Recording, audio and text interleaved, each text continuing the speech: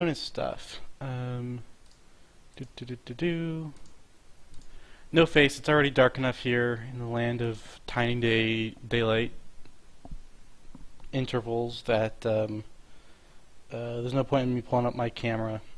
It's gonna be dark in it's gonna be too dark for the camera in like an hour, and it's already kind of dark. So, we're just going to work on this. So this was the thing I left off at last time, and it's where we're going to resume now. So let me demo the problem real quick. If I run 4coder right here, and then I hit Control O, it crashes. And the reason for this crash is that when it's calling the Updateui stuff here, I believe, or it might not be right there, but it's somewhere in the UI helper stuff. When you're adding items to a lister, where is that? Adding items to a lister. Yeah. So this can fail because the arena is not big enough for all the nodes that a particular list needs. So when you launch from here, for instance, system32 folder becomes your the starting point for the hot path. And then when you hit Control O, it tries to make a lister for all those files, and then it fails. Similarly, if we come back here, someone who opens a large project had a problem where that was causing crashes, and I'm guessing it's because they maybe opened a lister that I mean, this could be separate and I want to test it separately anyway, but a large project would crash if you opened a lister that had too many files to fill the memory for all the nodes.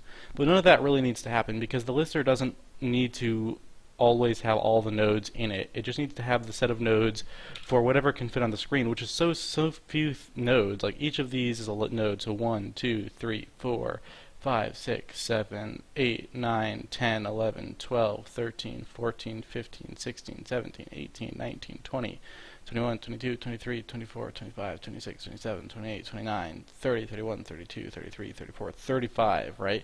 Now they could fit a bit more with a smaller font and a larger screen, but you could set like 100 or 200, and there's definitely no way you're getting to 200, and we can always definitely store 200 nodes. So there's no excuse for this to be like a reasonable out-of-memory situation. We're just using too much memory.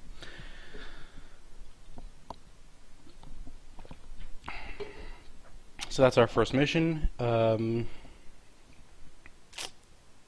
going to try to make the lister thing that gets populated with nodes use a windowing type thing where you just specify what range of nodes you're supplying, and it will work as if you had supplied all the nodes, but simulating non-existent nodes sort of behind the scenes so that you don't actually have to fill the memory for them.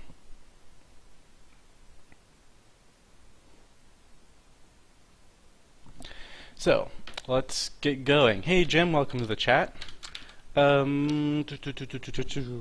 where this starts is in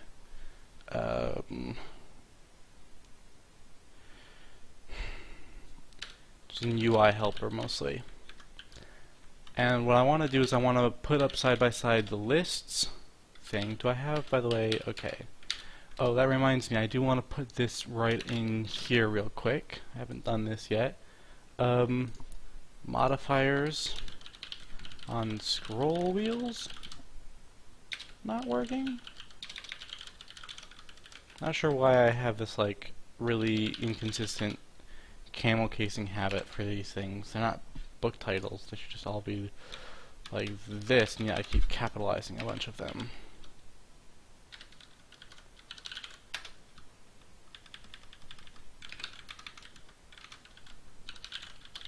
Okay, enough screwing around with this. Let's get to UI helper and the lister.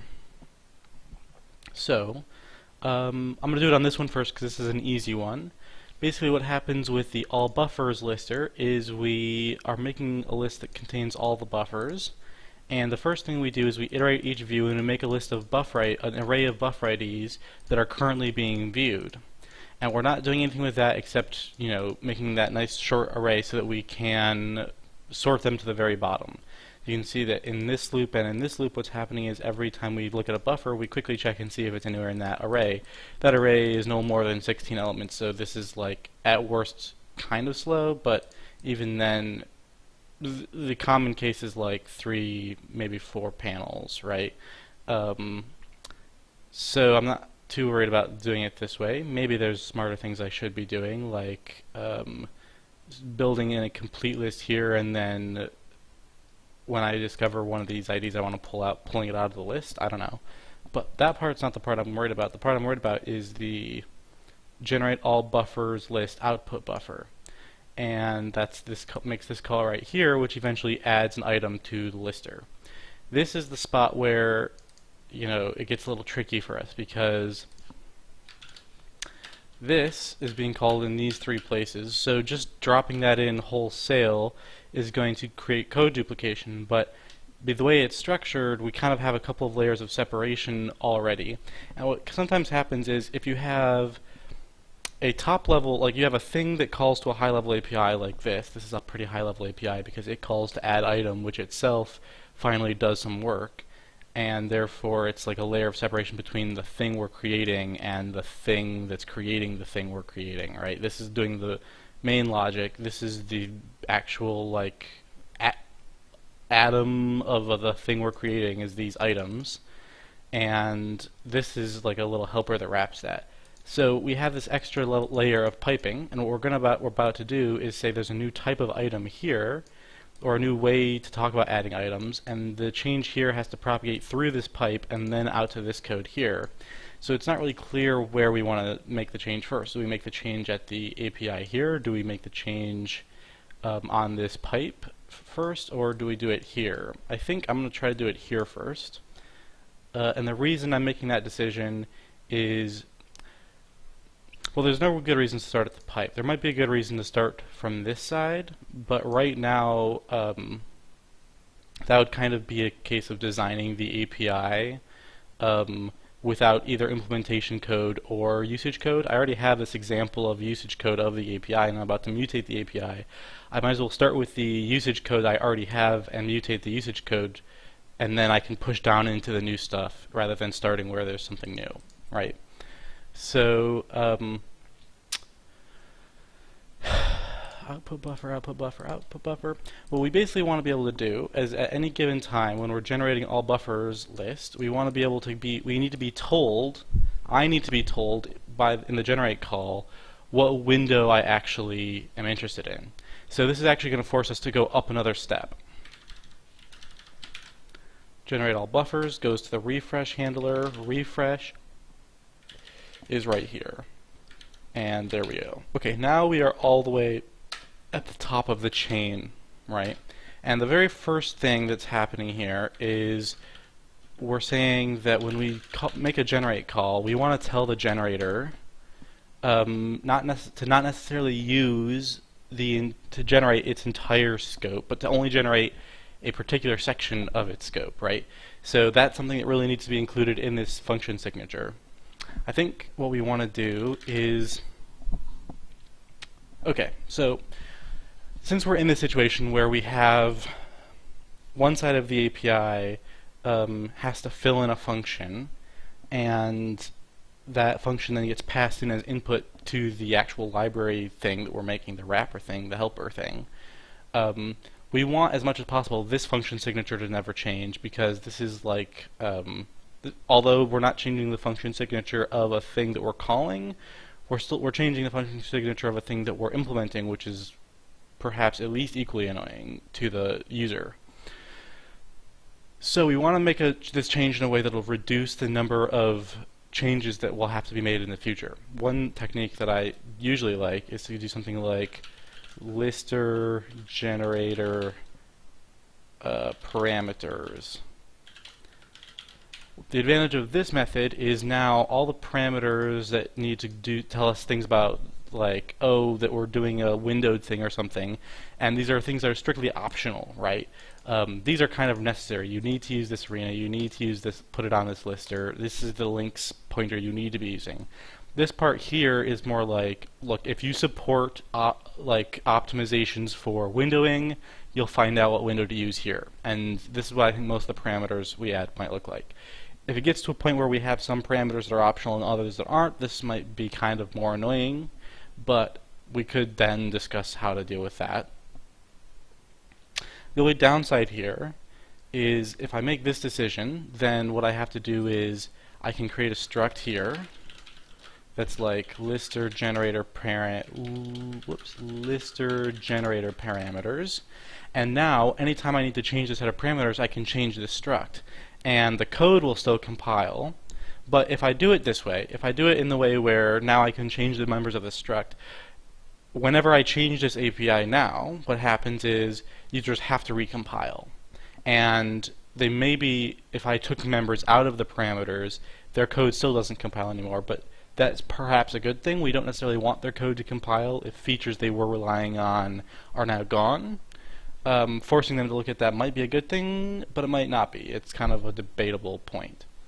Another thing that can happen, though, is that maybe someday there's like, if this were being used in such a way that it were shipping as binaries in certain circumstances, such that the user was needed the header that we're writing here, but not the binaries, then what this causes is, if the binaries, there's no way for you to update your binaries and not update the header and the code that is attached to the header. You have to get the new header code if we're using this method, because you can't just change out the binaries if the ABI stuff breaks, and so changing the struct layout here breaks ABI stuff. I think we're in a case where we're basically expecting users to always be compiling from source, so I'm not going to worry about that case, I don't think. But if we were in that case, you would care. So I think this is the right method for this particular problem. If you were in the case where you needed to worry about ABIs, you would stub out the struct, by the way, and then you would only handle it via pointers. But we're going to do it this way, so that's as much as I'm going to say about that. Okay, that decision is made. Let's add in some parameters now. I think we're going to say windowed first index, windowed one past last index. And really what I should be doing here is making a range that's like windowed index range. And what will happen is windowed. If the isWindowed flag is set to true, let's do it this way.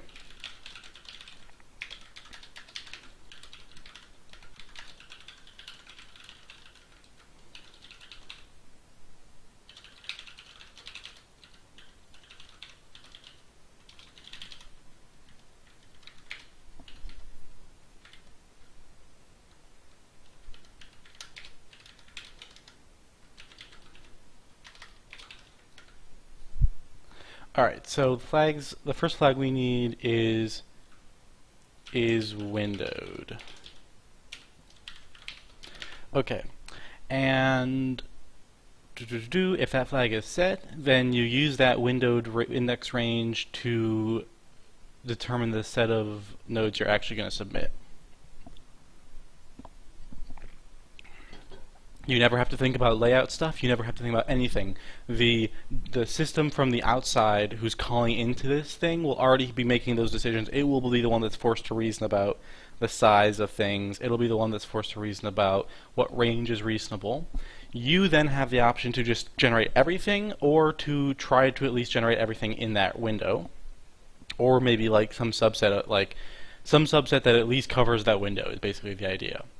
So before we update the implementations of generate all buffers, or of the generator functions, we really want to update the call sites, but I do think we want to at least get this compiling so that the generators have that parameter built in. So before we even update the call sites, I need to visit all of my implementations of generate functions, and I can't remember exactly how many there are, but I think those are the only ones. Refresh equals. generate all buffers, hot directory list, refresh is 0 on these other ones, and there we go. I think that's good. Which reminds me, the reason this whole thing started was we wanted to eliminate this fault call right here, but I don't think we actually have that option.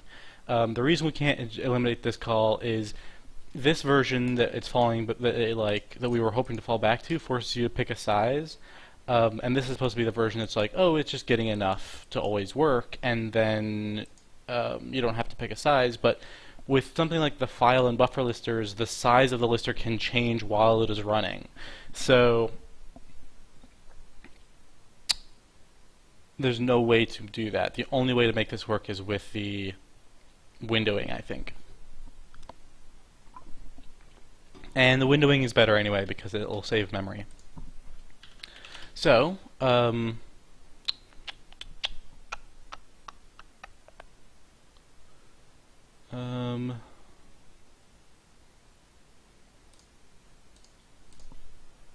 let's see. I think that should fix that build problem there.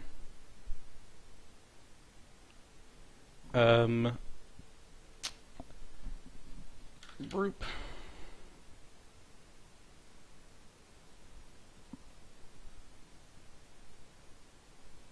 Yeah, so now what we need to do is start passing parameters in. So call refresh handler probably needs to take the parameters.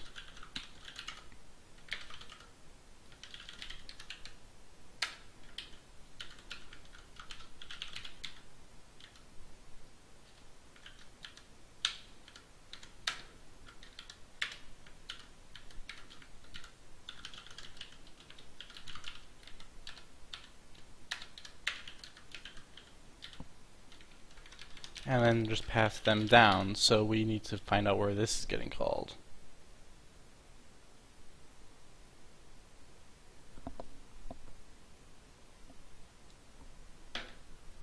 Doop.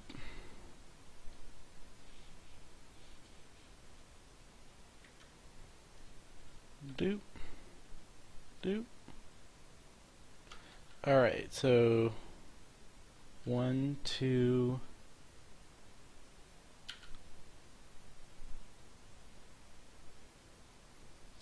3, and then there's another one right here that calls it directly.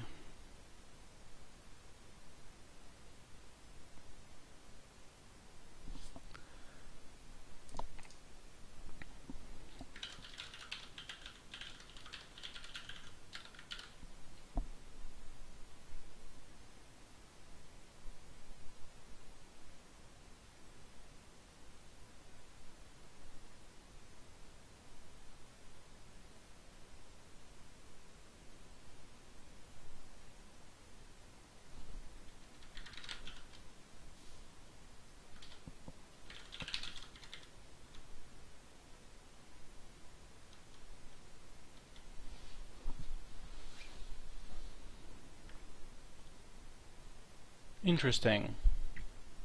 So right here, lister first init pushes user data on there, and that gets stored. But if we ever call the call refresh handler, the position gets cleared to 0 on the arena that we pass in. I think that's a bug, because I think those are the same arena, and that means that the user data is getting trampled, I suspect.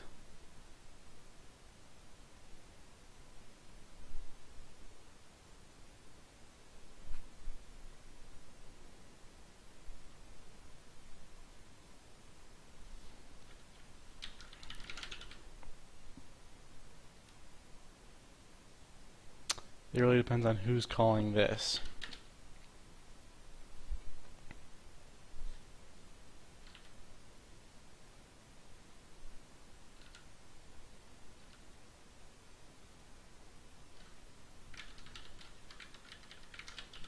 Lister default. Default what? When is this called?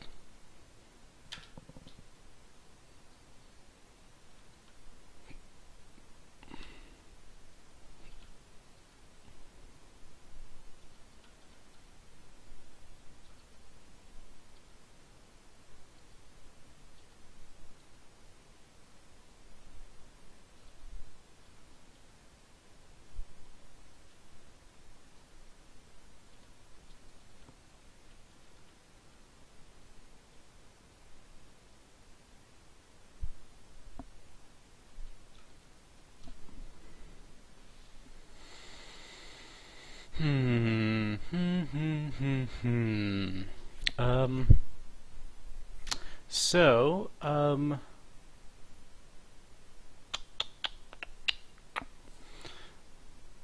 yeah, the path to the refresh handler is kind of complex, isn't it? What I really need is situations where I have the lister state.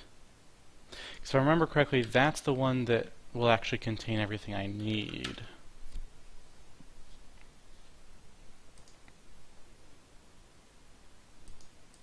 Contains lister, option item count.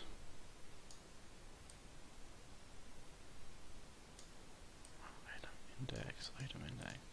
That doesn't even really contain everything I need. Where is everything? Yeah, this is sort of a complex, like, multi-layered system here, and I'm not sure. So, what do you have that I'm missing? Lister state. What I need is someone who knows the... I need to find a piece of code where I'm allowed to assume the knowledge of the size of an item on the lister and the position of the view. That's what I'm trying to find.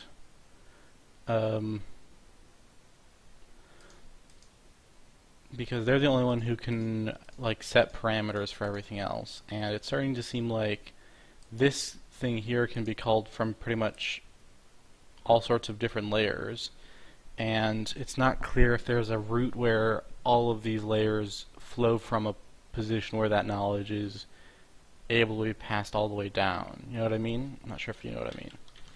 Oh well, don't worry about it. What we need is...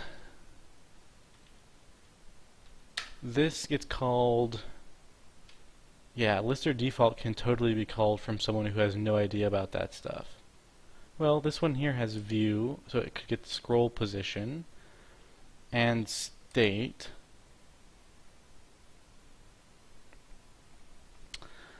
But I don't think state helps that much. We have the view, that gives us the scroll position. I guess if we can get the text size, that's the other thing we need, which we can get from the view. So really we need someone who has a view to be deciding what... right, okay. I think that's true. Now I want to see everyone who ever calls lister default, because all of them have the potential... basically I'm thinking if I have the parameters passed into lister default, then anyone who calls lister default needs to be able to fill out a parameter struct. And I think you need the view for that.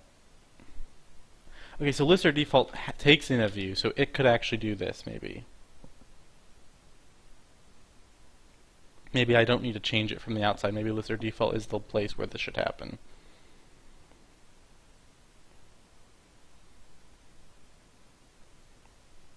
Updateui. So I believe this is the one that talks to the UI system.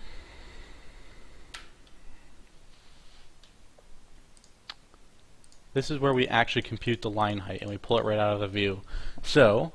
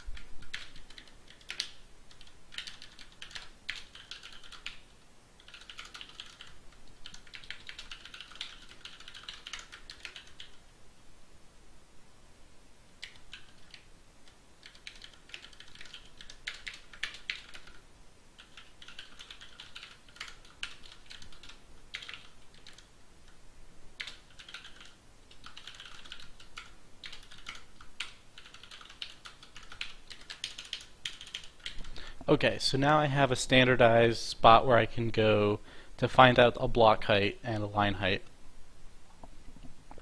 for any lister as long as I know the view the lister is living in. What I don't necessarily know yet is what is the text field? Text field line height. Okay, that's what I want. So I'm going to make another one of these, which is just going to be...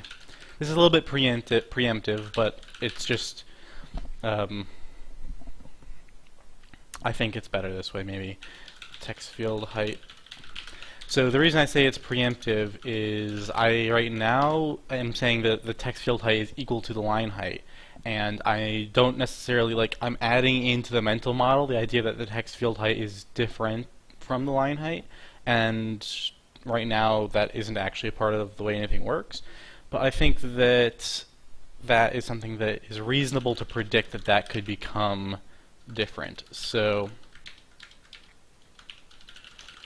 I'm just going to make it separate. Because then what I can do is say, alright, we have the line height, which we use for getting the block height, but we're also going to need the text field height from the view, which happens to just be the same right now. And then for every line height in this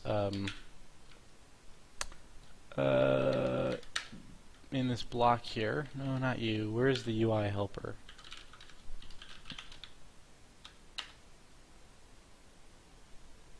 How do you move the view without using the cursor? You can just move the cursor, without moving the cursor. Like with the wheel you can do this, so with the mouse wheel, and also there's the command Control-E will center the view like that, which I use frequently. So I can put the focus on this, boom. Put the focus on this, boom. Control-E. It's probably the one you're looking for.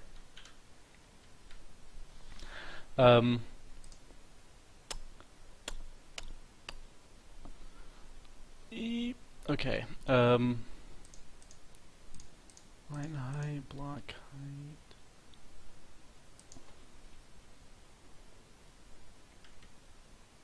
Okay, I think both of these want to be text field height.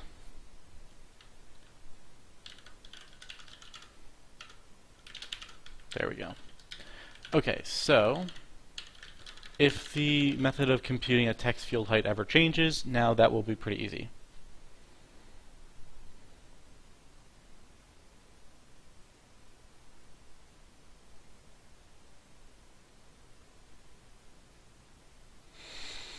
Filiadelsky says, implement transparency in 4coder so you can have your face cam behind the 4coder window as you're programming. Well, I would have to do more than just that. I would also need a thing that plays my video, right? If I just make 4coder have transparent backgrounds, then you would just see my desktop behind that. In order to put my face between the 4coder foreground and my desktop background, I would need to have a program that plays whatever my video camera is capturing. Which is probably doable, but...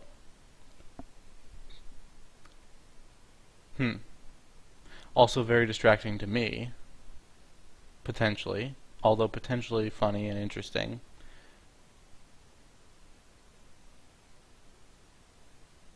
How could I fake it in OBS? That's the part I don't get. How do I can't turn off the desktop. I don't see how that would actually be easy. Oh.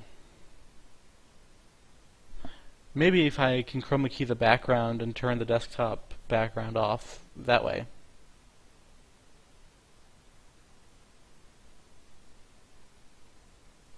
No, yeah, I have no intention of actually putting in like alpha Windows.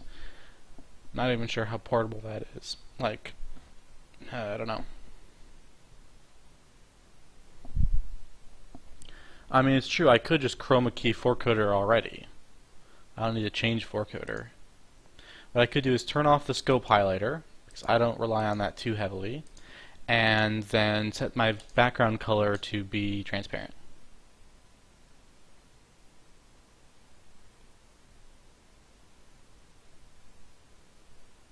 Anyway, moving on. For now, what we're going to do is look at, we have the ability to get these three things are now pulled out of this, and what we want to do is we still have to update this to work, because right now I think this only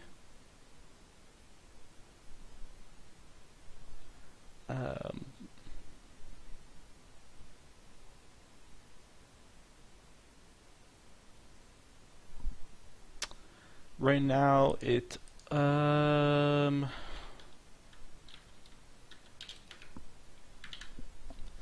not sure. Yeah, we're gonna have to change this somewhat, I think. I can't really find anything that's directly relevant. There's the text field here. Up here there's like options and color theme blocks that are coming in from the lister. And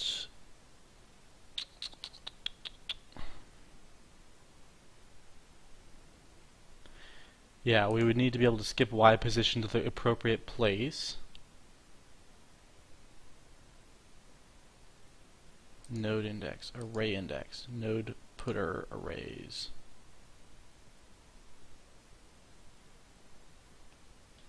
Lister node putter array.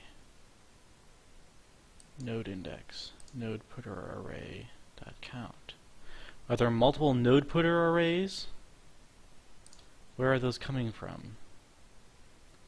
Aha! Okay. So up here, we make 3 arrays of node putters. I see. So the node putters come in here, we sort them, and we do this. Yikes. Yikers. That makes this a lot harder.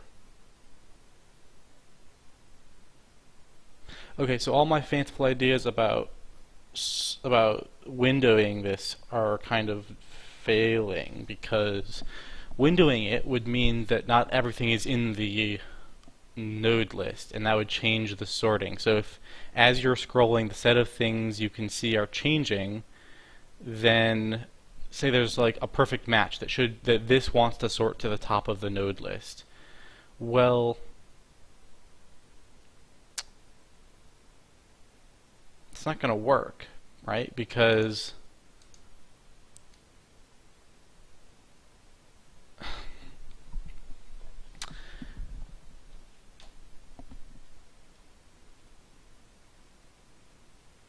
then if that thing is near the bottom, it can't, like if you have an exact match near the bottom, then it won't be in the window and it won't get sorted by this method to the top.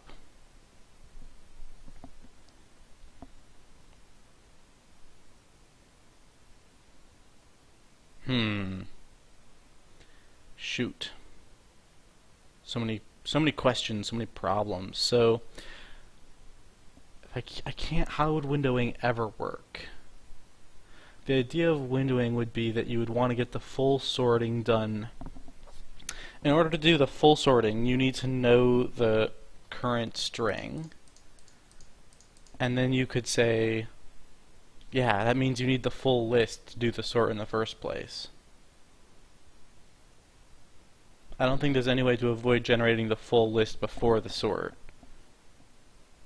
Okay, so this is not a solution.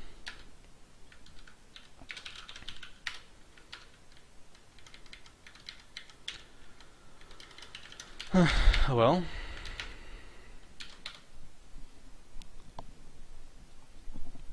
if we have to generate full lists, we have to generate full lists. And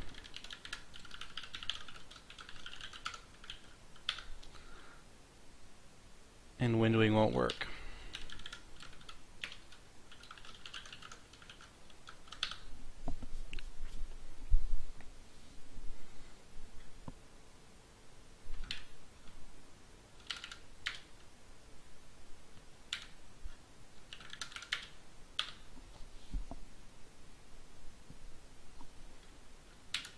Whoops.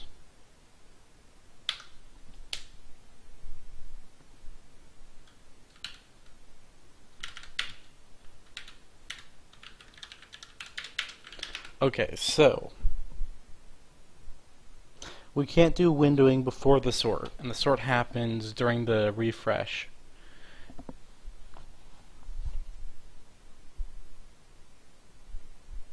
We could still do windowing in the refresh by skipping ahead, but that's the only spot where it would work. Like, we don't need to push the...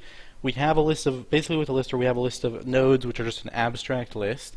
They can be sorted and moved around, and then those get... Once they're ready, get generated into a list of UI items. And that could be... And each UI item is much bigger than the nodes. The nodes are sort of these smaller things, and then the UI item is bigger. It has rectangle coordinates and a type and stuff like this, and so shrinking the number of those down would still help, but that's not the primary problem right now. The primary problem right now is that we don't know the number of files that we need to be ready to handle when we create a file lister, and yet that's when we are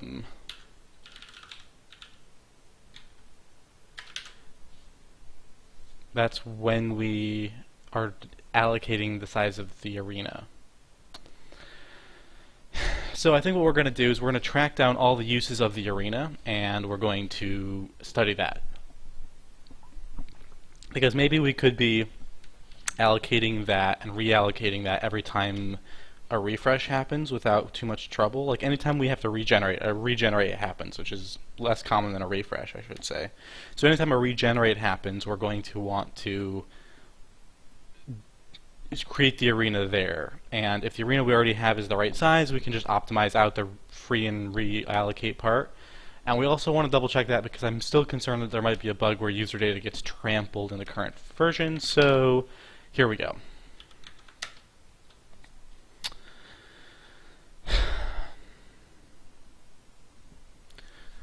So right here, you can see we're freeing the arena base and then allocating new memory for the arena. The size of the thing we create is passed in there. What I want to ask is, why is this the spot where we're doing this? And not sure what the best way is. Probably approach it from this point.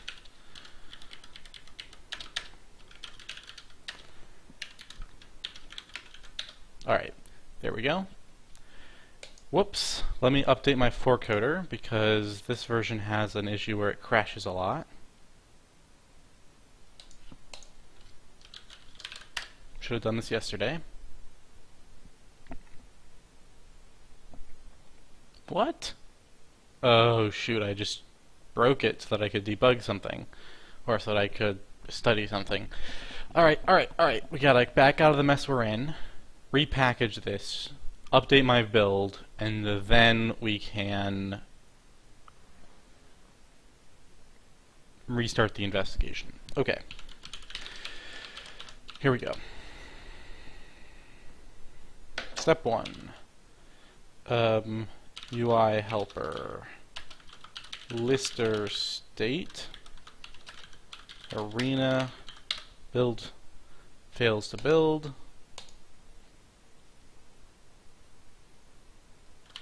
build,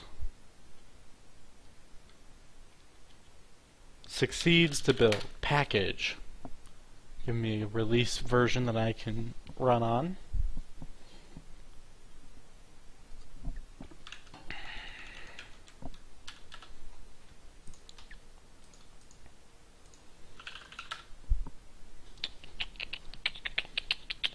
While we wait, I'll just do nothing except sit here and let's see. I'm all up to date on the chats. Yeah.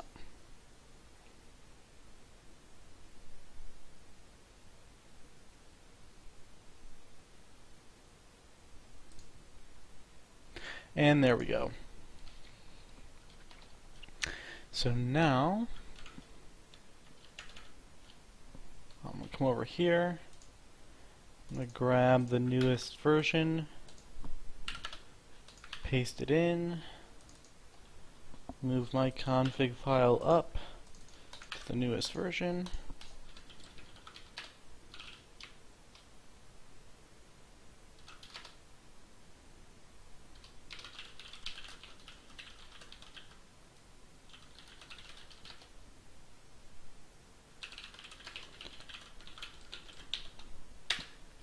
hopefully that will finally once and for all prove I don't have this crashing problem anymore. As yesterday we weren't able to recreate it on anything but the release build that we just replaced. And I'm pretty sure we fixed it, but we never could make a convincing repro. Anyway.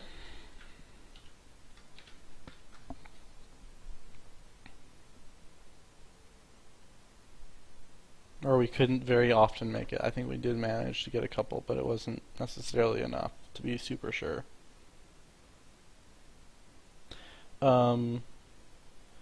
Let's see. Right, we were going to talk about the arena. So, we've updated my build. Let's go back to here, look at the arena, and now try to build.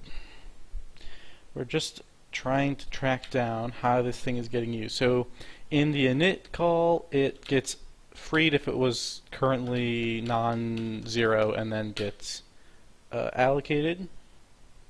If we have anything in the arena here, we zero it out. So this is saying if we finish, then clear out the arena. Here we pass it into the refresh handler, which is exactly where the crash is happening. Wait, is that where the I think the word refresh and regenerate are actually synonymous in the system. I'm still trying to remember how. So there's refresh and there's Updateui. And refresh/regenerate are the same thing, and Updateui is the other thing that uses the scratch arena. Right, okay. And the whole point of this arena is that it has a specific lifetime that outlasts the single command that generates it a lot of the time. Well, pretty much all the time. So that's getting used for basically calling the refresh handler.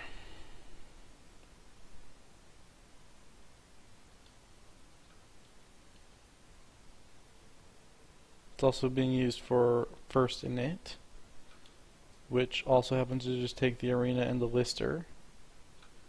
Not sure why all of these take two pointers out of the struct rather than the whole pointer, just the whole struct. Kind of dumb. Maybe I should change that first, because I think that that's literally universally true. That anywhere where I'm passing a function, one of these two things, I'm passing them both together. Yeah. Okay, so fixing that probably will have the effect of getting me a little closer to actually seeing where the rubber hits the road, you know what I mean? Like right now I'm looking at just the spot where I unbind the arena. Basically, by passing it like this, I'm unbinding that arena from its parent struct that's controlling it and letting it just kind of exist on its own, which means I can't study it this way that I'm studying the arena right now because it gets lost inside these functions that I pass it to. But what I'm really interested in is how it's getting used inside those functions. So disadvantage to structuring it that way. You know what I mean?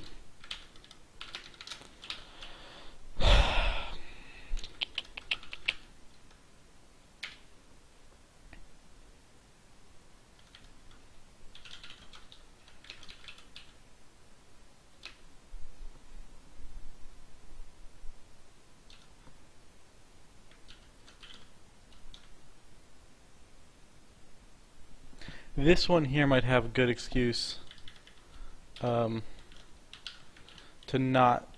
keep them separated, though. So this one is the thing the user implements.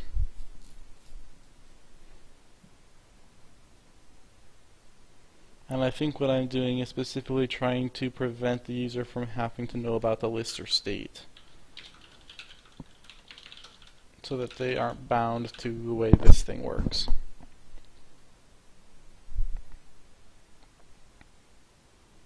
When they get called, I want them to just pretend that they have this lister in this arena and they're pushing memory onto the arena. No, that doesn't make a lot of sense. I mean, the lister itself, by itself, is just this data structure that's like, here's some handlers and here's all the data for just like how I work. The like the text field and then all of the options. And all of the memory for this, specifically the dynamic parts in this region here, all have to exist on this arena here. So, initially I was resistant to putting the arena in here because I wanted this to be like the purely data type. It only contains the data description, and maybe some days I have that data description is bound to a particular arena and other days it isn't, so I didn't want the arena to be mixed in there. But I think there is a very tight pairing between these, which is that anytime we're operating on them, we kind of think of them as together. The only time we don't think of them as together is when we're making readers for this type. Like, these two are paired together way more tightly than they are to the rest of these. These are all tied together, but these two are particularly tightly tied together.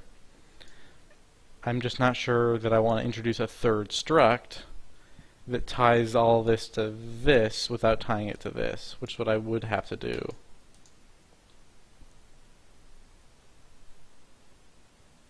What would it even be? There's like the lister state, which is all of this. And then there's the lister description, or like, I don't know. There's the lister data, which is this thing. And then the lister itself would be kind of like this thing plus its memory. I'm not sure. I'm not sure. This is like the lister descriptor. And then the lister would be the lister descriptor and the arena together. Something like that. I'm not sure.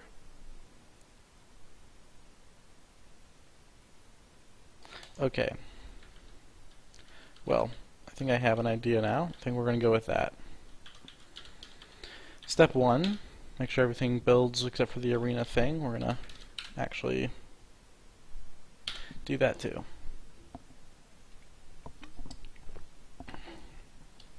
Okay, here's the plan.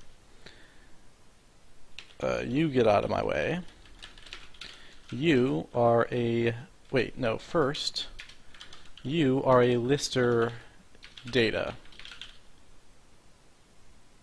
Well, this contains the key string, the text field, and the query. That's very state-like. But that's the state of things that actually get rendered. I'm not sure. I'm not sure what the difference is between the lister state and the lister data. I'm not totally sure what it is. I mean, it kind of seems like item index, raw item index, and option item count maybe belong in the lister data. I mean, if the text field and key string aren't going to live in the lister data, right?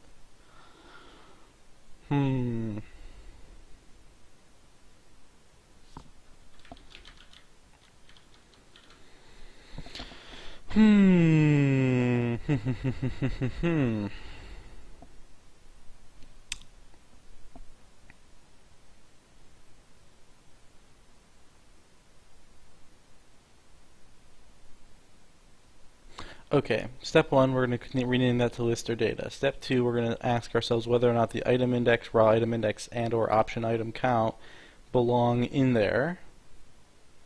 Because I suspect that they do. I also suspect maybe option item count is redundant to the count inside the options. We're going to see. We're going to see. Once we've made those two changes, we will then bind the arena and the lister data together more tightly. Okay, so one thing at a time here. Let's start by renaming the struct everywhere. Lister data. Next.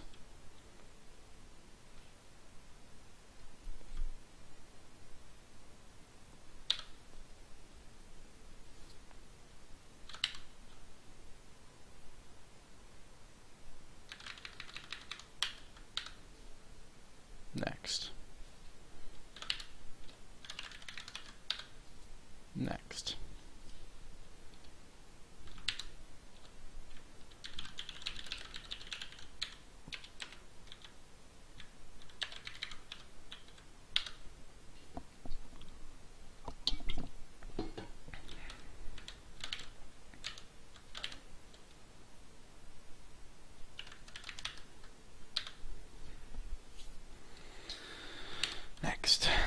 boom, boom, boom, boom, boom, boom, boom, boom, boom,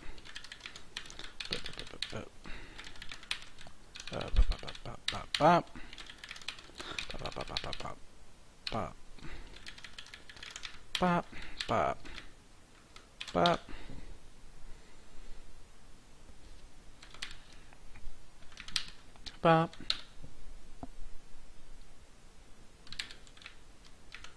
bop, bop, bop, bop, bop, bop, bop, bop, bop. Whoops, I put those in the wrong spot. Bop, bop, bop, bop.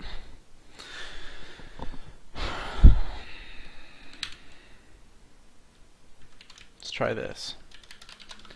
Lister data. See, that's not quite working.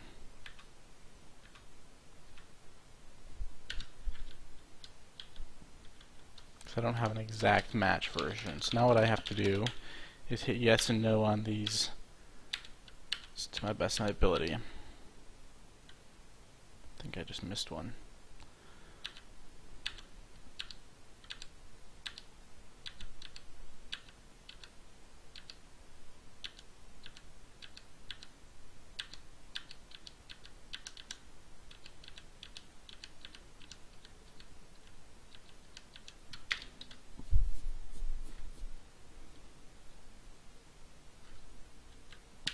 Alright, so there we go. Step 1. Rename lister to lister data. Step 2.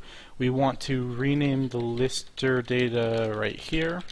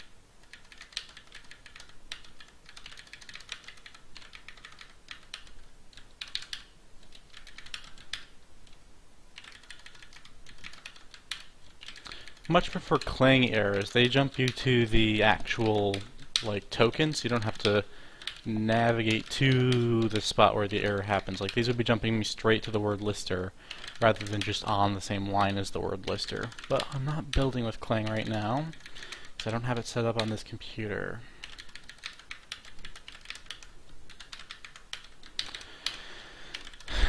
Maybe that's something for me to do over the next few days while I'm doing 4coder stuff.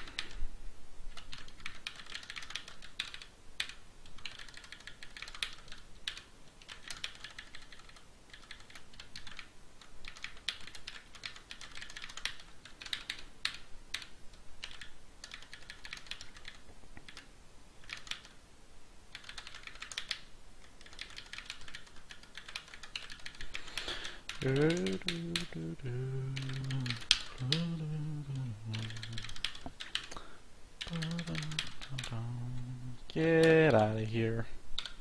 Alright.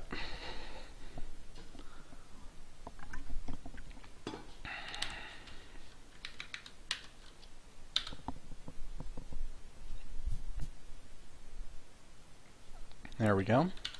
Alright, step 3. We want to investigate these things here. Raw item index.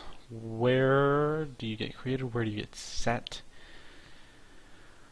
Yeah, so right here we're combining something from raw item index with lister data. Suspicious, maybe. Maybe. Raw item index, lister data options.count. Yeah, so this item index is related to the count of this. All very interesting, all very persuasive, in the direction of me thinking maybe, ooh, here's a reason why it's a state and not a piece of data. When we do Updateui, raw item index can change and the data part can't. See that? So the nodes all know their raw index, but during this process here, we use the item index of the state struct to figure out the raw item index, and that gets figured out during the Updateui process.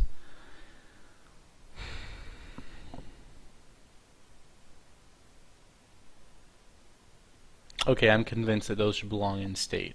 Okay, cool.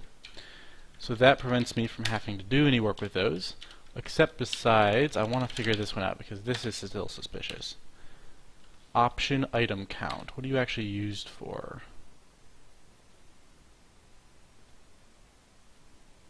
You limit the item index.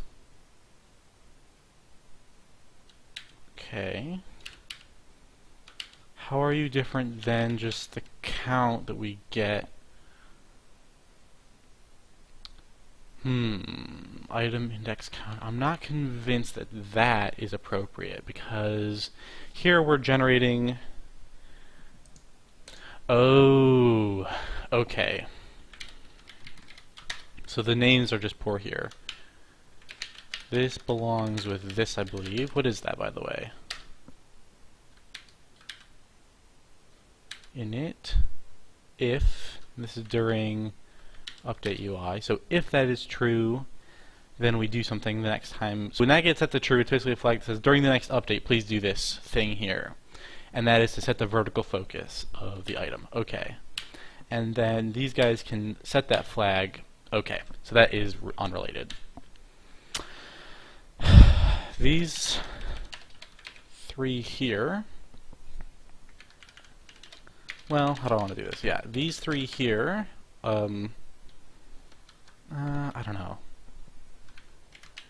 Hot user data, how does that get used?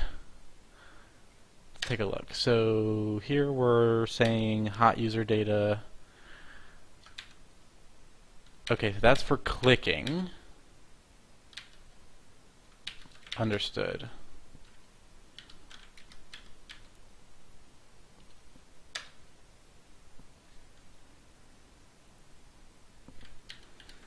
Okay, so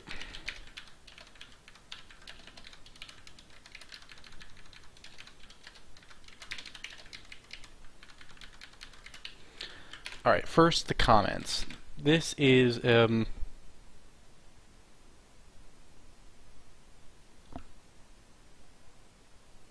actions deferred, action deferred to next update UI update.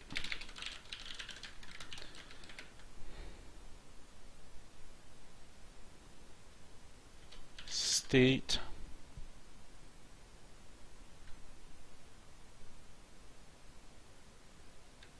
set directly by input handlers.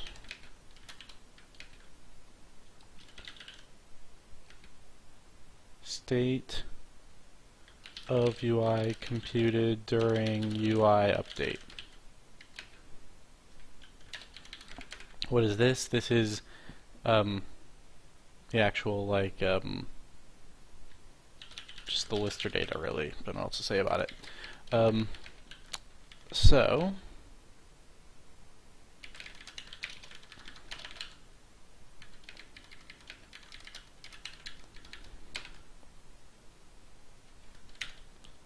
count of items after filter.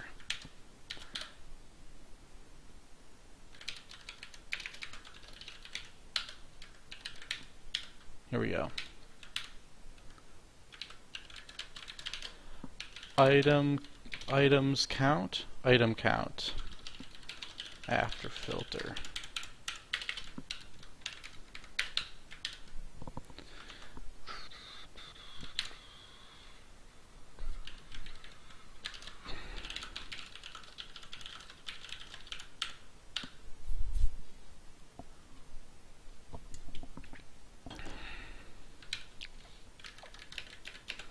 Okay, so what does that leave us with?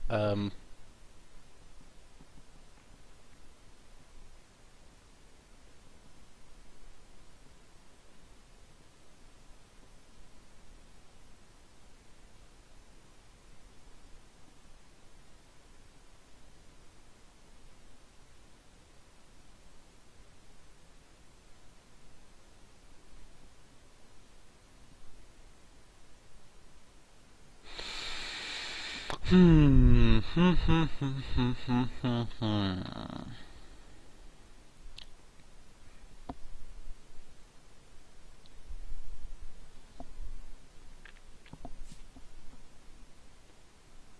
I think that puts us in a good spot. So,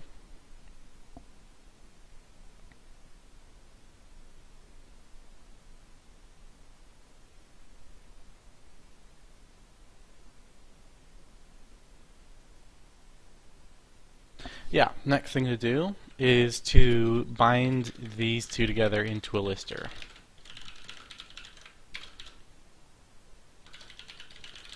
My apologies, I just logged out accidentally. Let me double check that everything is fine. What did you all see? Just go black. I didn't log out, I accidentally locked it, I mean to say.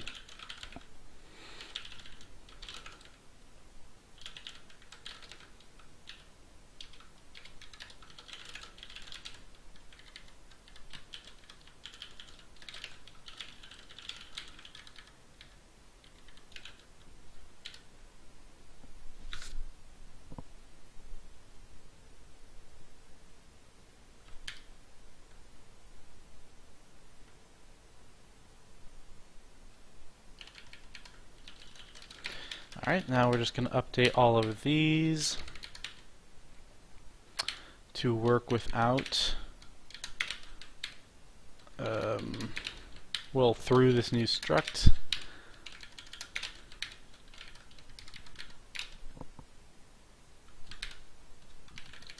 Alright, cool. You guys just got a quick screen flicker when I accidentally locked it. Doop, doop, doop. Alright, so the point of this step is once we have everything working with this new organization of the information, we can go back to the question of how things are getting parameterized. Since these are getting parameterized together all the time, it seems like I want to pass something around that has them both. But passing this around seemed kind of inappropriate because there were definitely places where I could be passing this in so that you could get access to both of these that I really strongly care about signaling that you don't access these. Right? I want to be very clear when I pass to the regenerate calls in particular that those are not meant to touch these because those are user implemented, and so being more heavy-handed with the API can be useful in this way, that you don't have access to these in those calls, which is important for a lot of reasons. But you do want both of these, and you want both of these in a lot of cases. So to bundle these together without these, we have to do this step. Once this is in place, we'll update everything to use this bundle instead of the two things separately. And then we'll be able to more closely investigate how the arena is getting used.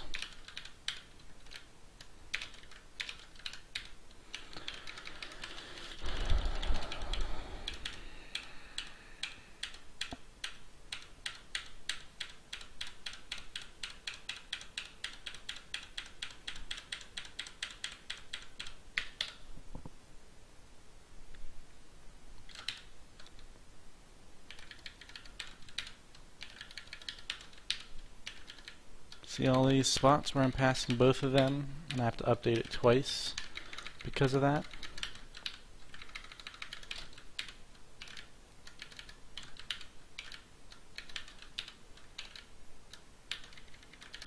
Those are all going to get boiled down to just one. It's going to be nice. Alright, what do we got now?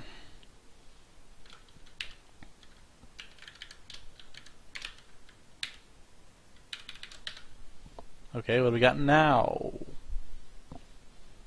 Perfect. Okay.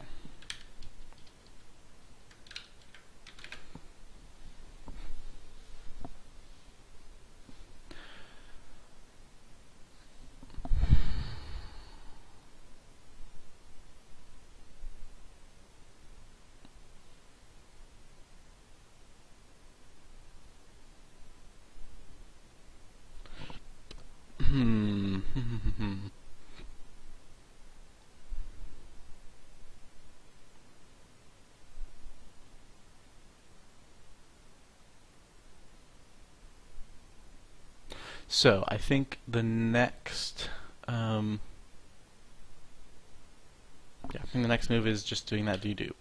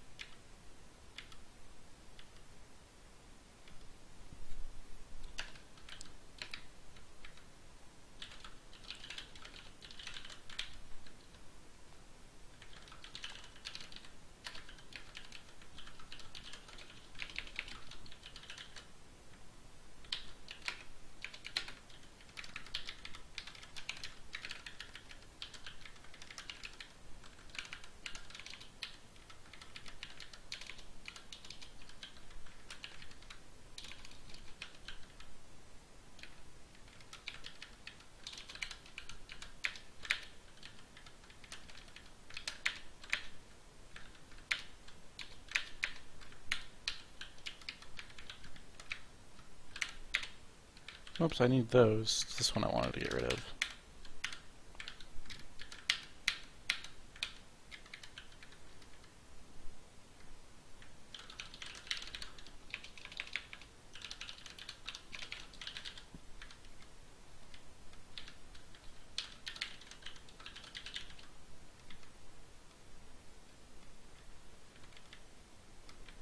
Okay.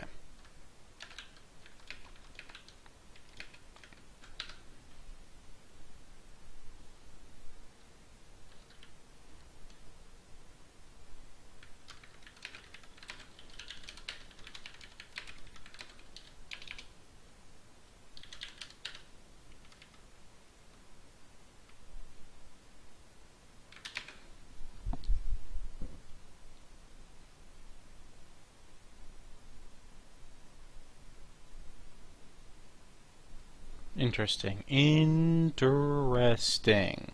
I'm pretty sure this user data thing is going to become a big problem.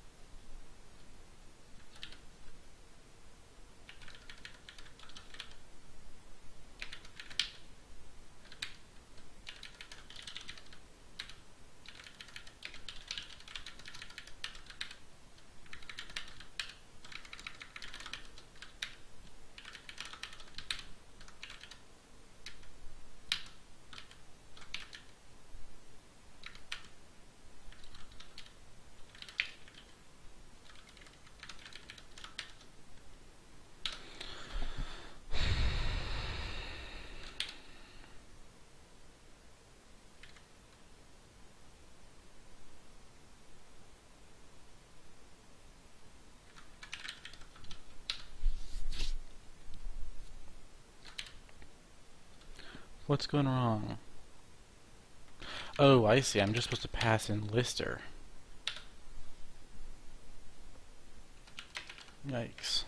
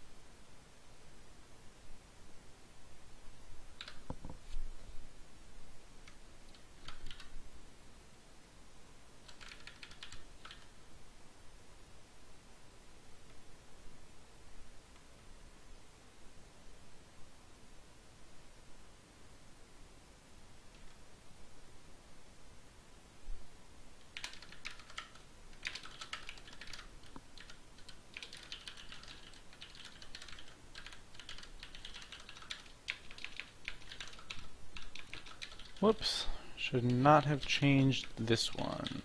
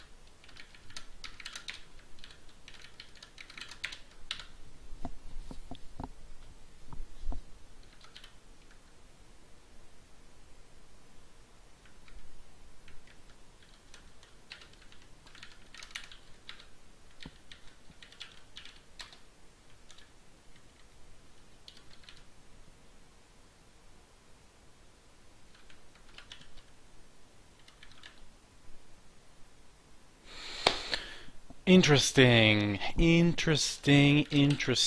Okay.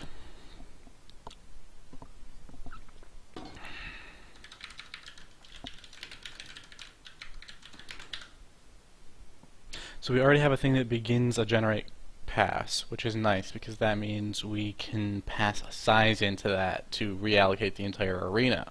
I mean, we're already assuming that that just zeroes out everything anyway, so that should be where the arena gets reallocated. I think that makes the most sense. If the arena needs to grow, that's where it should grow. Then the only question is what's going to happen to user data. We'll answer all these things in time.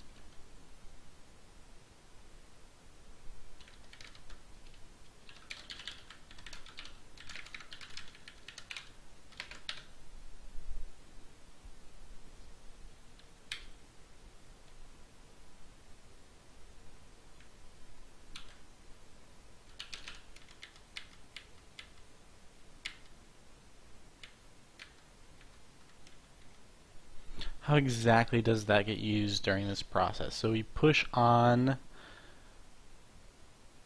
the hot directory.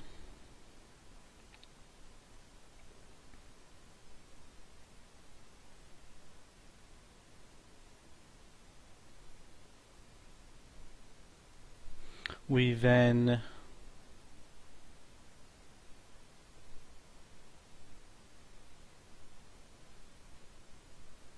I see, so we're pre-allocating the strings in this case, which is why we see all the pushing happening here. Okay, fine. If that's going to be the case, then I'm going to change things up.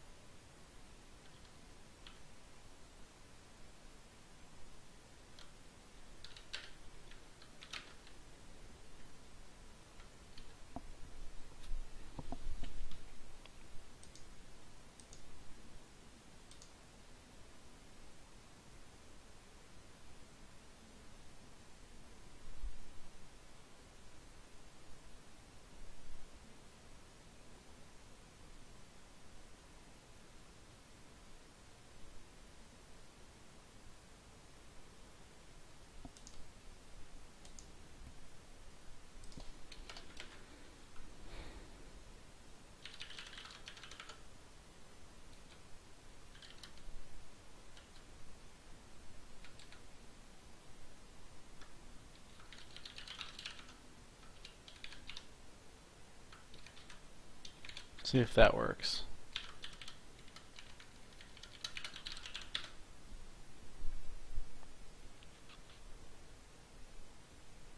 Cool. Just to make it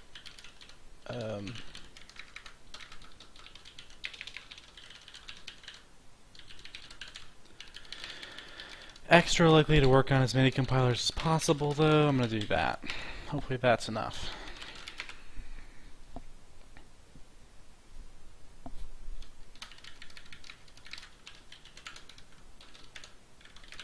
Okay, and that leaves the question, can we now study the lister's arena usage? Cool.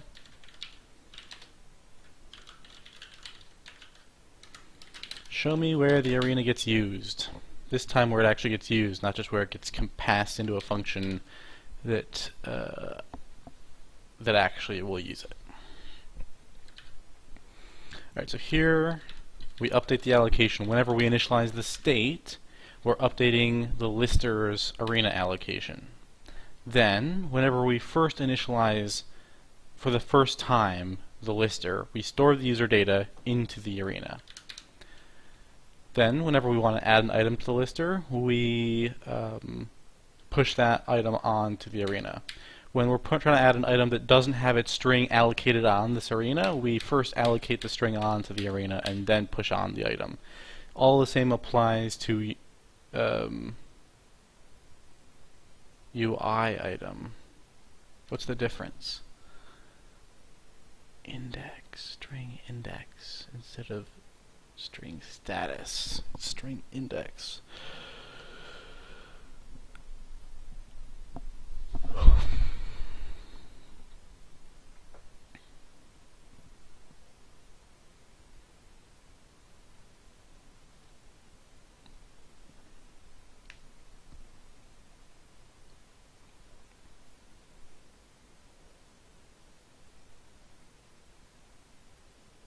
Oh, okay. I think that that just means color item, actually. Maybe? Not sure.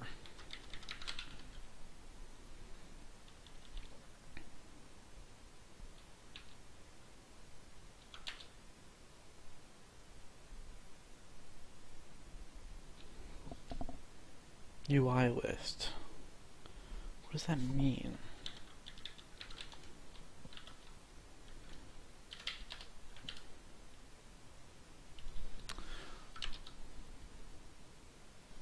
Shoot. And again, let's do this. Boop. Boop. Boop. Yeah, that just means, so UI list is apparently the phrase for a list of theme blocks, which I'm not sure why I would call that UI list. They're all UIs, so that's a naming problem. Might as well fix it while we're doing this. So I will put on my to-do list all this UI item stuff needs to get renamed to, whoops, not IO, UI. Gotta be, it's one position to the left. UI item with theme item.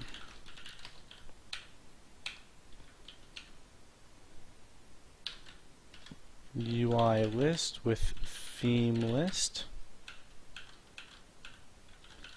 UI item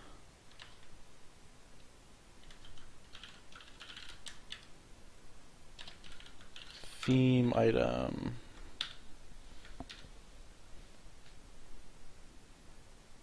Shoot, right, I have to track down here, go there, go there, go there, and there we go.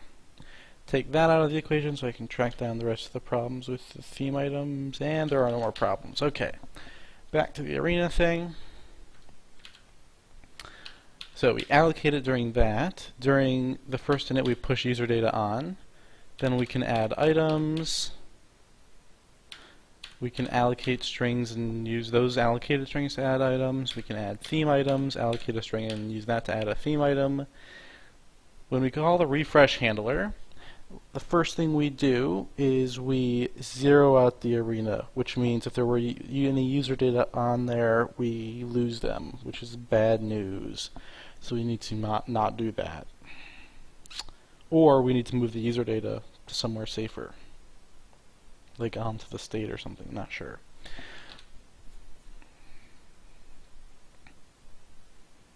Here when we close down the arena without reallocating it because we're done using it. Here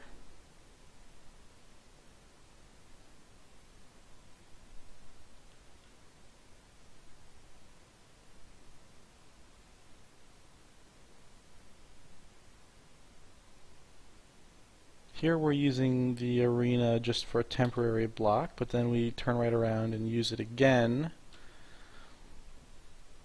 Why do we get hot directory twice? Are we setting the hot directory? No. So why don't we just get the hot directory once and use it in both places? That's a good question. Badoop. Badoop. Badoop. Okay. Moving on.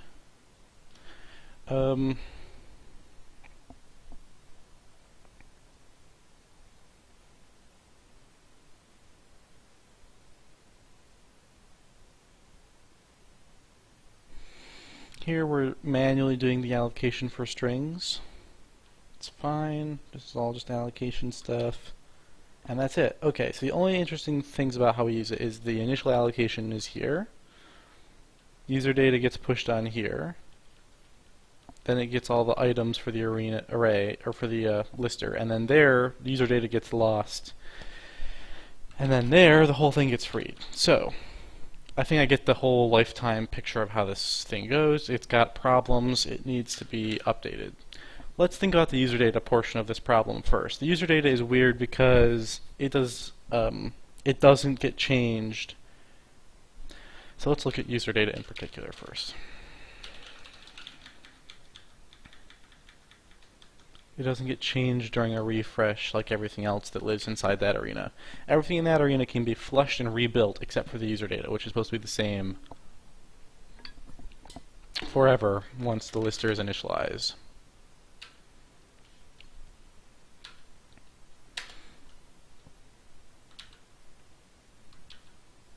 So however we begin a lister, all of these different specialized ways to begin listers, all take in a user data and pass it right there.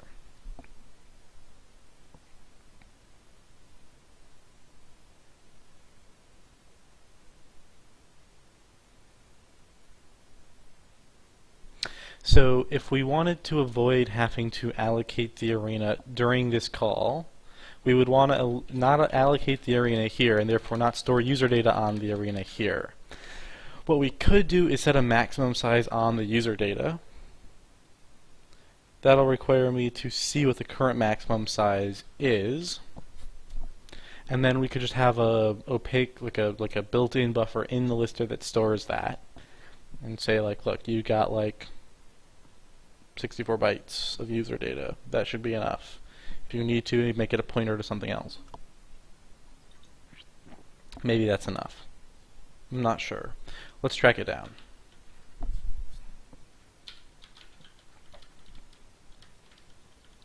User data could also just be a bare pointer without the size, but the reason for the size is so that you can pass in an arbitrary block and let the lifetime be managed by this system, instead of you having the responsibility of managing the lifetime for a thing that you don't actually have a way to manage the lifetime of.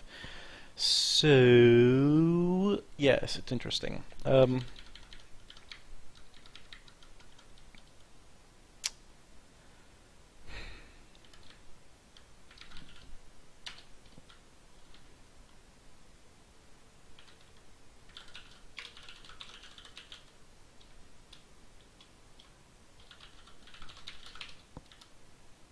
0, 0,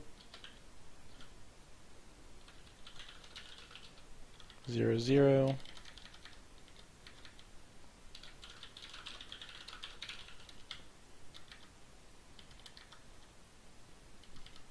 'These are all 0, 0s. You know, I think I know the only place where there's not going to be a 0, 0, now that I think about it. So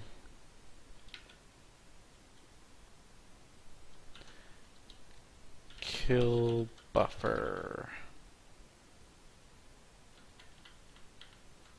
Here it is, user data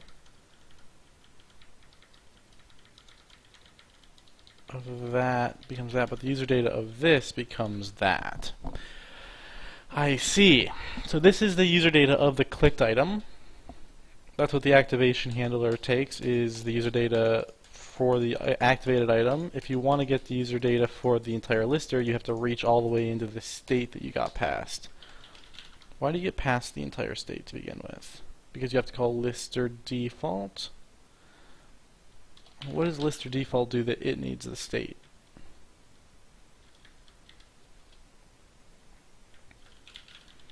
It updates this arena, which it could do if all it had was the lister.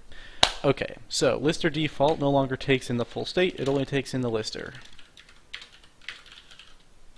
We no longer have to bundle this in this way. So you don't need a state, you don't need a state, you don't need a state, you don't need a state.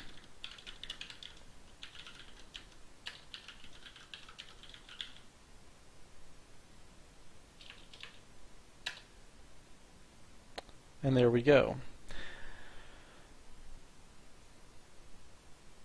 Okay.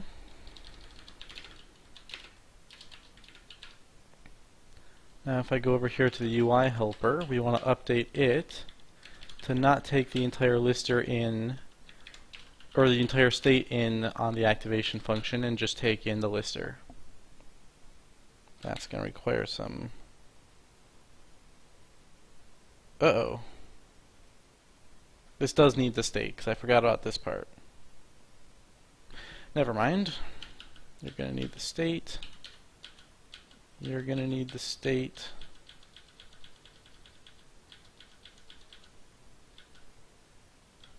There we go.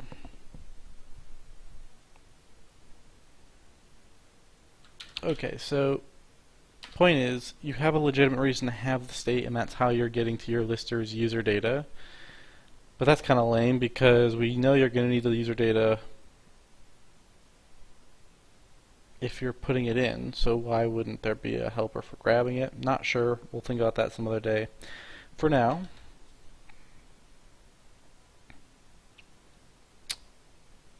activate, confirm, kill here. So here, we're putting that right there. And, okay, so the reason this hasn't been a problem is probably because this doesn't have a refresh handler. So without a refresh handler on this, there's never a time when this gets trampled by the refresh handler caller, the thing that does the trampling. So we got lucky, but we do want to fix it. Basically what's weird here is it's not clear where that memory wants to live. If we put it in the arena has to be allocated here.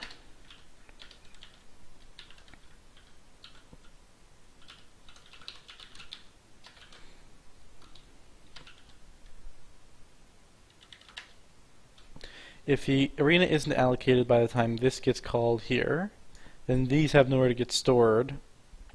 We can either make a new space for them to get stored. For instance, this right here could just say, hey, if user data is not 0 and user data size is not 0, then allocate from the system the memory we need and we will free it later. I don't love having little tiny allocations sitting around. Alternatives. Excuse me. We could make sure the arena already exists. If it doesn't, to get to this point, if the arena doesn't already exist, make sure it's at least this big and push this on there. And whenever we want to clear the arena, we have to know the size of the thing. So we have to have stored onto our lister the user data size, and anytime we move the arena, we have to move the data. That's probably what I'm going to do.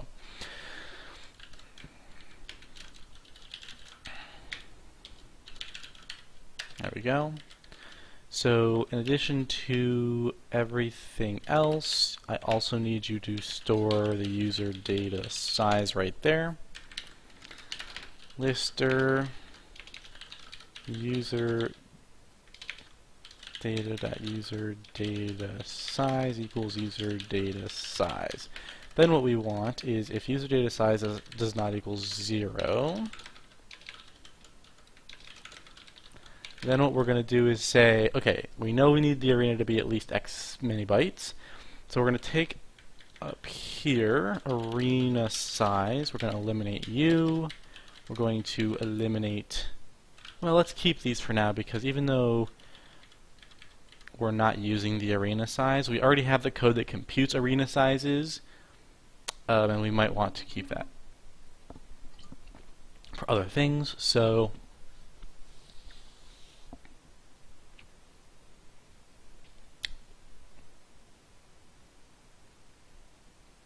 yeah, we'll think about what to do with this later. But we are going to take this out. We're no longer allocating the arena there.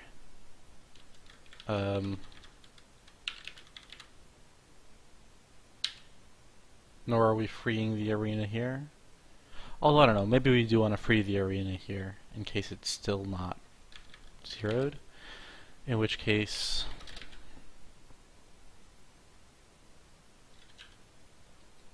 we can just change this into mem setting the lister to 0. So we free the arena if it's got anything in there, and then we zeroed out the lister in case it wasn't zeroed out, and there we go. That's how we initialize the entire lister state. And we're ignoring the arena size now, but we're going to try to recover the things we already have relying on arena size once we've figured out how arena sizes are even going to work. For now, we'll just leave it not working a little bit, and make it sort of dynamically grow automatically style thing. Now, here, if the user data does not equal 0, and we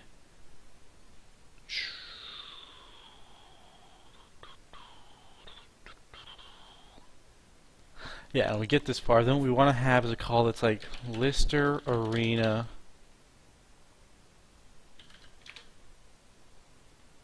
ensure bytes lister, and we want to ensure at least this many bytes are available, and then blah blah blah blah blah. Okay.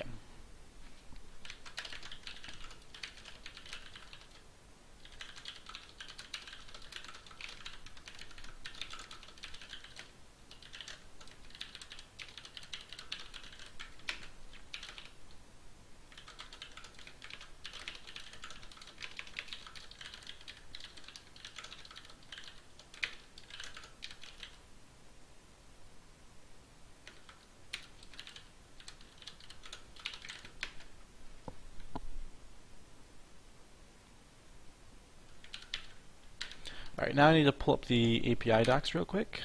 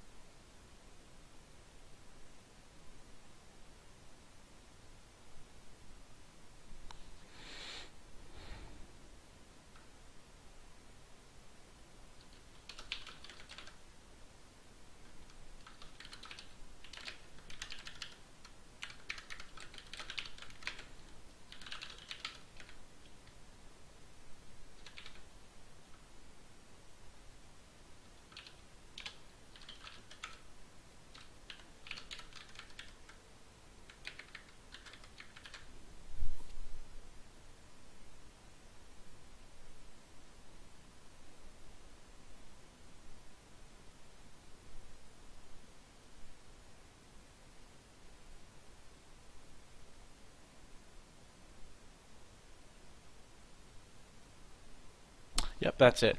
And then new size. Okay. We then want a mem copy into the new memory from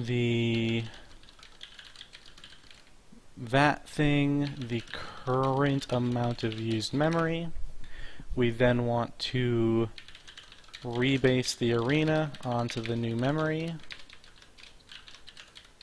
Oh shoot. Will this work?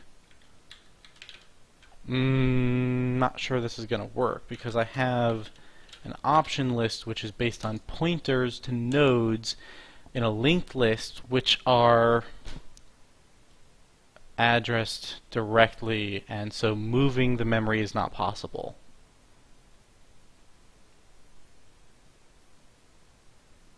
The only thing I can do is ensure the bytes and clear the arena. I can't actually move the arena.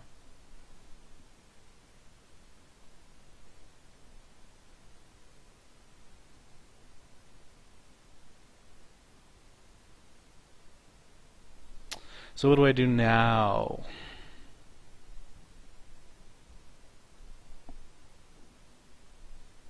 The only thing I do believe I should be allowed to move is the user data. That should be movable. So what we're actually going to do is we're going to say that this is only referring to this, not to the new amount of space. And we're going to say lister arena.base equals 0, or then we're going to set a new size.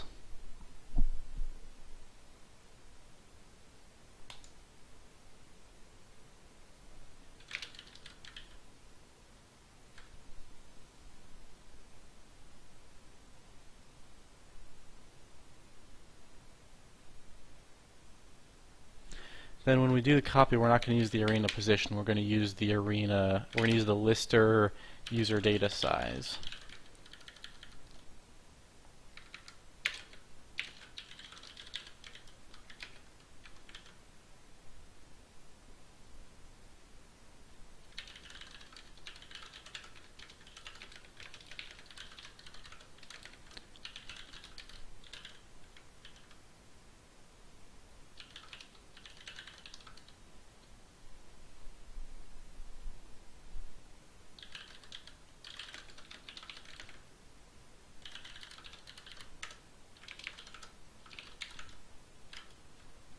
that's not right. Whoops, stop it. Just get out of here.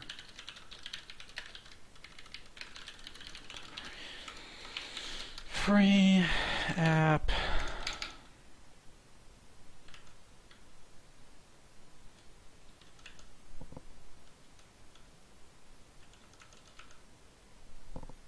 Didn't realize I had another Chrome up until just now. Whoops. I have to close the extras. Alright, we're almost done with this problem. Just check the time, we're at 1 hour and 40, so I'm going to try to get this done in the next 20 minutes. So we want to memory free this.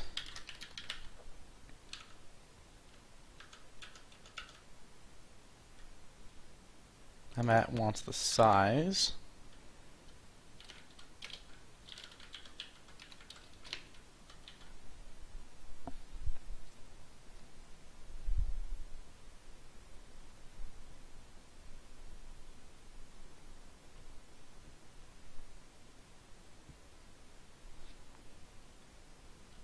Then, once that's done, what we're going to do is we're going to make a new partition on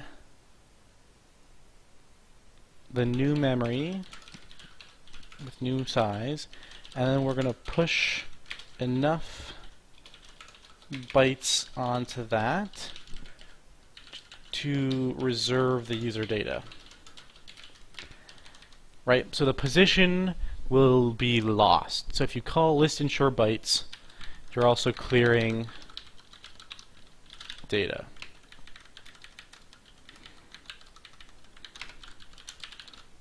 There's no way to do one without the other. Okay, so lister, we're going to clear data ensure bytes, and that right there does it. You can then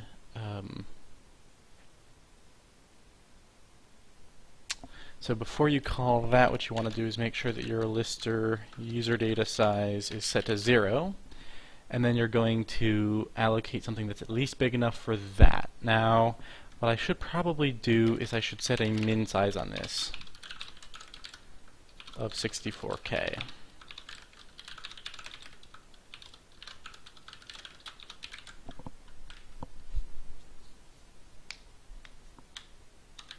And the easiest, best way to do that is, or I guess not easiest, but the best way to do that is like this. Only do the roundup if we aren't in this case. If we are in this case, just skip straight to that. Okay.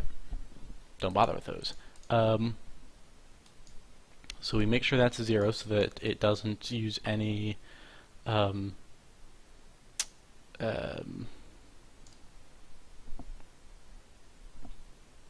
I guess this should also include that, right? So if user data size is cleared to 0, then setting this allows you to ensure you have at least a certain amount of memory, and none of this like memcopy stuff here makes a very big difference. And then you can go ahead and push onto that a user data size and store your user data size, thus meaning next time you call this, if you haven't cleared the user data off by doing this, then it will preserve the user data and flush everything else out, which is exactly what we want to do here. On the lister begin new item set, we're going to pass in a size, and then we're going to flush out all the data in the lister except for the user data. Cool. So I think that rechecking this real quick, there's nothing else here that I'm concerned about. I guess this is a bit concerning. Push a line after the user data size means that the actual user data size isn't the only thing we care about right here. We actually need to round the user data size up. So rounded user data size. Rounded user data size plus 7, rounded user data size minus equals rounded user data size modulo 8, rounded user data size. Okay.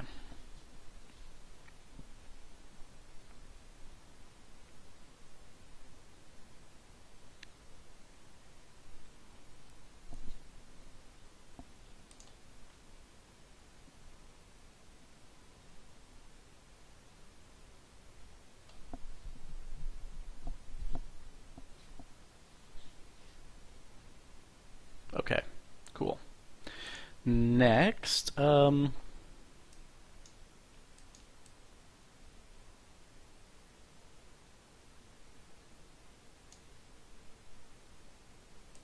first init.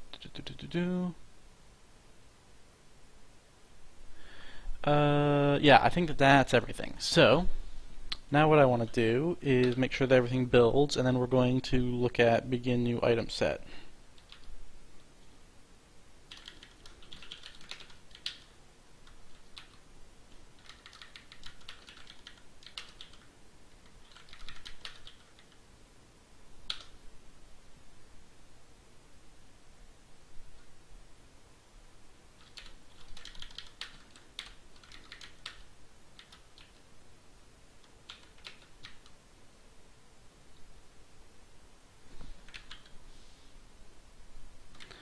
Right, now we need to pass that app links all the way through this call stack.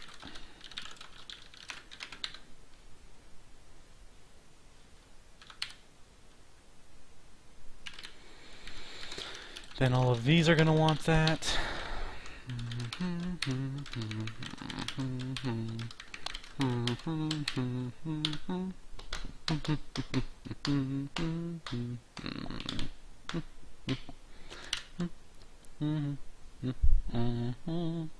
Okay, so what we haven't done yet is looked at how to handle the problem of running out of memory during a regenerate. What I think we want to do is just say when we call this, show me whenever we call it. Okay, so the two things that call generate are both using this.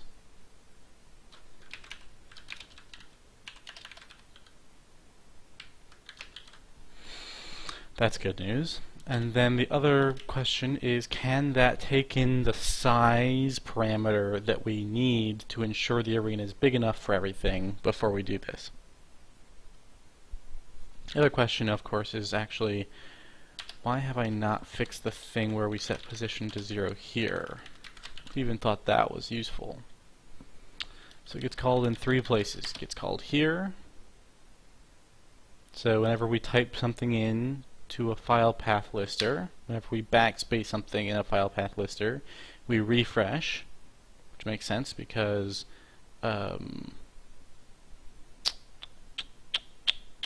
either one of these can change which you can change your path. It can change the hot directory, and therefore whenever the hot directory changes, you have to refresh. The third place where this gets called is right here,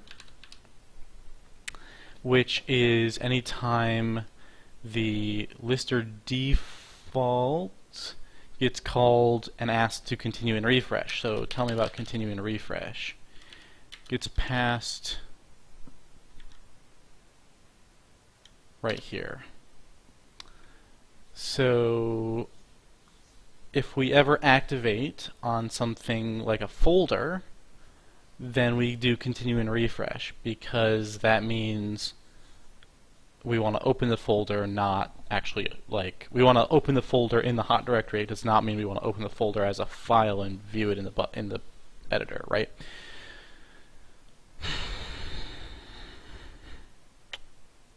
Just had an interesting thought, but not right now a thing I want to get into.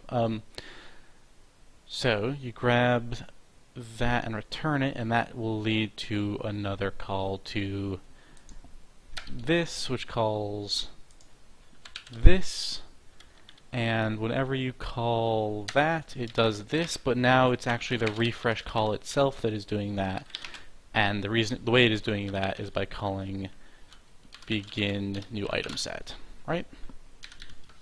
So the way this will work is whenever you call begin new item set, you're asked to pass in a size, and then